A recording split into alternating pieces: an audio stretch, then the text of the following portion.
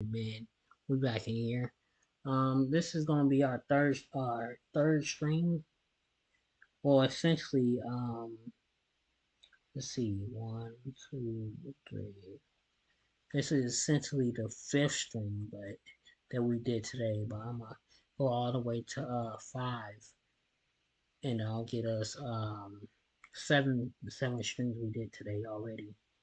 I wanna I wanna make sure I keep going, keep doing it. I'm gonna After the fifth stream, I'm gonna take a break. Um, anyways, let me do this first. Shout out to Zoe Smoke on Twitch. If you wanna be on here, make sure to follow me on Twitch, YouTube, either one. It'll show you. But anyways, ready to get into this. So let's go. Okay, we're on the home screen. Let's see what we got. Wouldn't mind reacting to some these two might be the two winners. It's cool that they got them side by side. Interesting. I don't know who's winning the Rumble. I hope it's not Gunther. I wouldn't have nothing against it, but it feels like they've been hyping up CM Punk and Cody Rhodes. If Cody Rhodes never finishes the story, I wouldn't be mad about that. I know some people would be like, come on, it was supposed to be last year. It was supposed to be this year. Nah. But, yeah. Let's look at this. WWE entrance downgrades. Carlito's entrance downgrade was I didn't see it. And it's the part that he had. He didn't want it to be like the same theme song. He wanted. There have been some iconic theme songs over the years, and when WWE decides to change them, it really doesn't get a good response from the fans. Join us now as WrestleMania looks at 10 entrance themes that were total downgrades. But he said he wanted it totally different, so that was crazy. Sometimes they take your entrance and be sure to subscribe and hit that notification bell for daily wrestling videos. Number 10, Keith Lee, Limitless to Generic Jobber theme. And to say that Keith Lee's Limitless theme song was good would be an understatement. The theme song was majestic, epic, and created an instant sense of excitement from fans.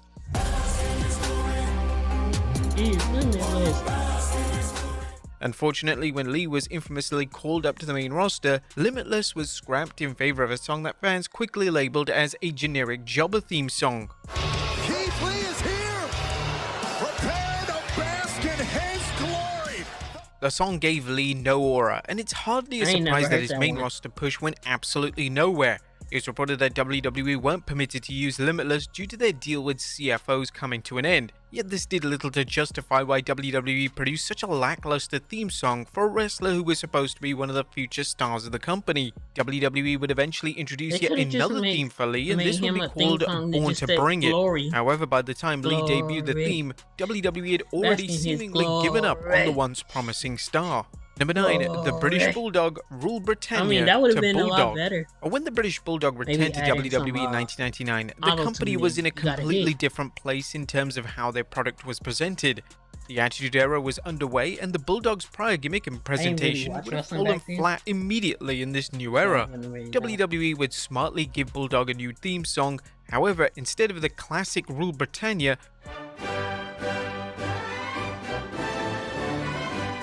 Bulldog would now use a metal-sounding song that was completely lifeless and was arguably one of the most unmemorable theme songs of the entire Attitude Era. Ooh, I like that. The most interesting thing about this new theme song was that it featured a bulldog barking at the start. However, outside of this theme song wasn't representative of anyone who was going to be a major player in one of the most popular eras in WWE history. Number 8, Carlito Cool to Bad Apple. A former US and Intercontinental Champion, Carlito made his highly anticipated return to WWE at the 2023 Fastlane event. While it's great to have Carlito back in the WWE, there was immediate criticism because WWE had changed his theme song. I spit in the face of people who don't want to be cool. Carlito's first theme in WWE was symbolic of everything the Carlito character represented. Yet his new theme titled Bad Apple was lifeless and rather dull.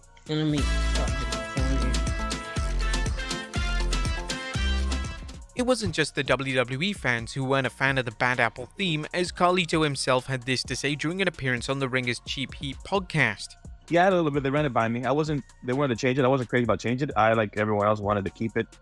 I liked it the way it was, but they said, we want to change whatever. So, right, let's see what we can do. And they asked me for my input here and there.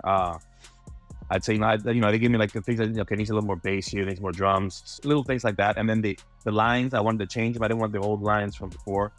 And then it's like I said, I wasn't crazy about it, but it also, I found myself like one of those earworms where I'd be humming it to myself during the day, because they said it to you, you listen to it 1,000 times, and then I'd find myself just humming it here without even noticing. So I'm like that too. I'm not crazy about change, but I think it's something that needed to be done, and just something, put a fresh coat of paint on everything.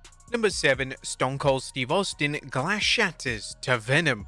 The WWE decided to change Stone Cold's theme song in 2000 was a very risky move. Austin's theme song was iconic, and it could have led to severe backlash if the new theme wasn't up to the same standard.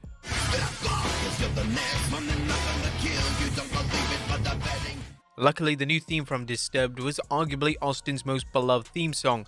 The new theme kept the glass shatter at the start, yet the track now featured strong lyrics that perfectly represented Austin's character and a no-nonsense attitude. When Austin turned heel and became a member of the WCW-ECW alliance in 2001, he would ditch the Disturbed theme in favor of a lazily produced track.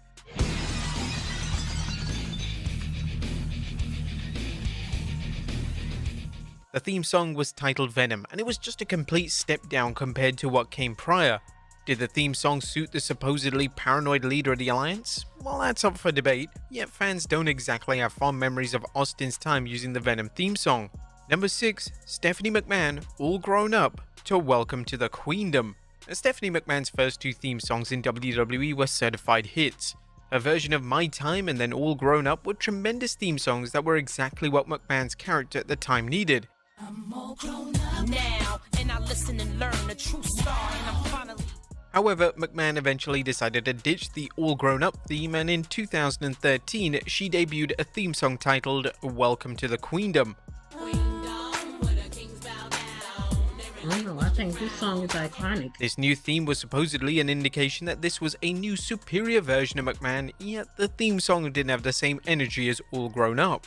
The new theme song was definitely a more mature theme, and it may have been out of place for McMahon to still use All Grown Up. However, they could have delivered something more memorable for a figure who was such a prominent fixture on TV at the time.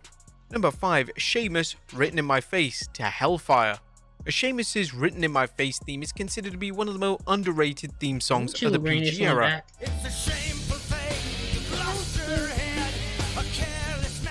WWE The frenzy has begun. He managed to hit Sheamus's first ever theme song out of the park, and it's hardly a surprise that fans for the past 8 years have been urging WWE to bring the classic theme song back. Sheamus would get a new theme in 2015, and his theme was titled Hellfire.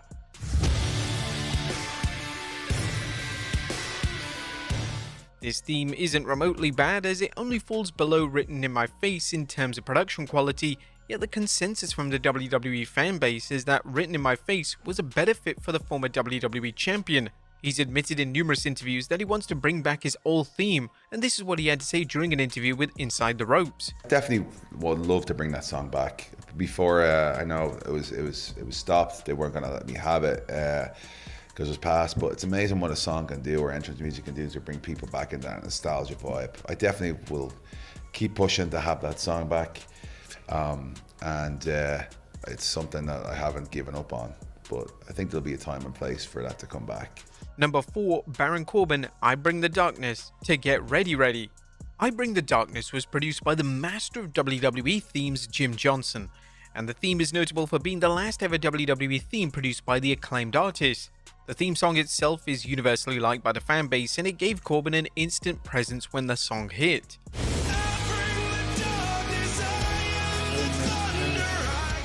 Corbin would ditch the popular theme when his gimmick changed, and WWE eventually gave him a theme song titled Get Ready Ready.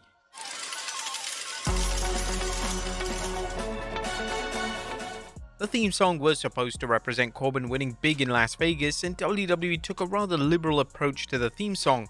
The theme song starts with a slot machine jiggle, and then the rest of the theme sounds like an arcade. The theme song was heavily panned by fans, and it currently has over 1,200 dislikes on WWE's YouTube channel.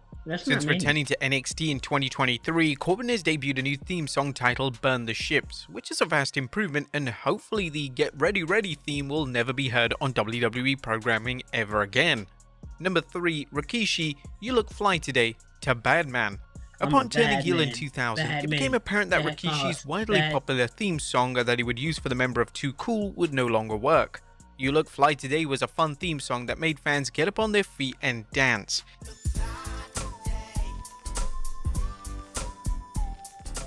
Yet with Rikishi now a menacing heel, a new theme was needed with immediate effect. Rikishi would debut a theme known as Badman, and whilst it's not the worst thing in the world, it was a disappointing theme that failed to represent Rikishi as a main event talent. I'm a bad man, give it bad men, bad looks, dress amongst thieves. A lot of things went wrong with Rikishi's heel turn in 2000, and the theme song was a significant factor in why the presentation of a heel Rikishi just didn't work. Number 2, Drew McIntyre, Broken Dreams, to Gallantry. Yeah, that sounds When Drew McIntyre re-signed in WWE in 2017, his Broken Dreams theme was nowhere to be found. Instead, he would use the theme known as Gallantry.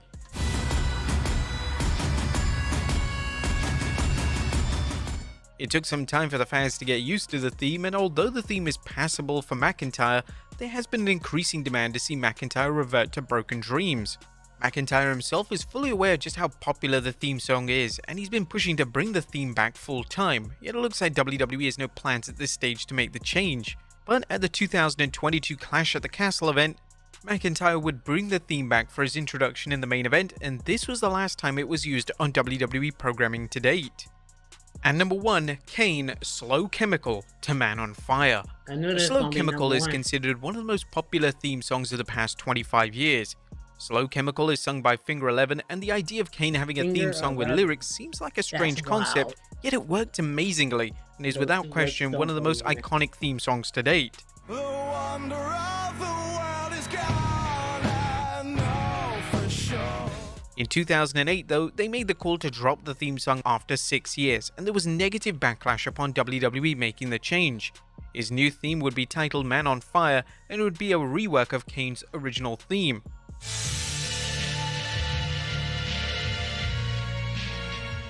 The new theme wasn't a total stinker, yet there was no logical reason to make the change, and it just appeared that WWE wanted to cut costs and produce an in-house theme song for the Devil's favorite demon.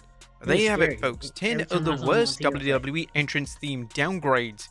What do you guys think? Let us know in the comments down below, and I'll see you next time with some more wrestling content. And the lights just blow up. But nah. Thank y'all for wrestlers. Hey YouTubers, thank y'all for watching. I'm V, I don't know why I said your trusted guide to YouTube success with V. And I accidentally said that out loud. Let's do this one last time. Yeah.